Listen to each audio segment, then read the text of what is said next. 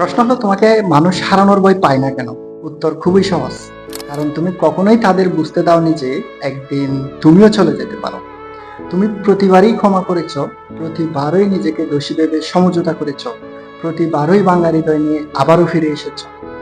তারা যখন তোমাকে কষ্ট দিয়েছে, তুমি নীরবে চোখের জল মুছে নিজেকেই আবার জোড়া লাগিয়েছ। তারপর আবার ঠিক আগের মতো তাদের সামনে দাঁড়িয়ে থেকেছ, যেন কিছুই ঘটেনি। তুমি তোমার কান্নাগুলোকে লুকিয়েছ, বুক ভরা ব্যথা গিলে ফেলেছ, আর ঠোঁটে এক টুকরো হাসি এঁকে বলেছ, কোনো ব্যাপার না।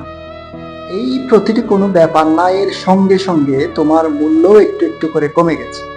প্রতিটি ক্ষমা তাদেরকে আরো নির্দয় করেছে, প্রতিটি সমঝোতা তাদেরকে আরো স্বার্থপর করেছে, আর প্রতিবার ফিরে আসা তাদের এই বিশ্বাস আরো দৃঢ় করেছে যে যাই করি না কেন সে তো শেষ পর্যন্ত ফিরেই আসবে।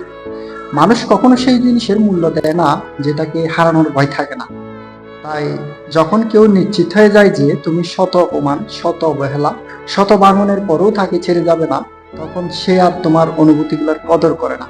তোমার ভালোবাসা তার কাছে অভ্যাস হয়ে যায়, আর তোমার উপস্থিতি হয়ে যায় অবহেলার আরো একটি সুযোগ। মনে রেখো, ভালোবাসা তখনই মূল্য পায় যখন তার হারিয়ে যাওয়ার সম্ভাবনাও থাকে। যে মানুষ সবসময় থেকে যায় তার অপেক্ষা কেউ করে না, কিন্তু যে একদিন সত্যিই চলে যায় তার শূন্যতা অনেক দেরিতে হলেও সবাই অনুভব করে।